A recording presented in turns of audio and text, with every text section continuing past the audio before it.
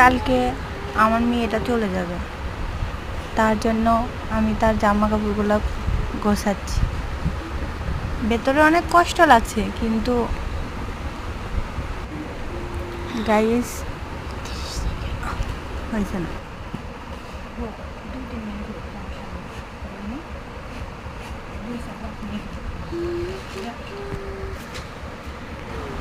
কিন্তু কি করার আছে, যাইতে তো দিতেই হবে। আমি গার্মেন্টসে চাকরি করি, মেয়েটাকে তো আর রাখা যাবে না, তাই না? তো যাই হোক, মেয়ের জামা কাপড়গুলো গোছাচ্ছি। ভেতরে আমার অনেক কষ্ট লাগতেছে।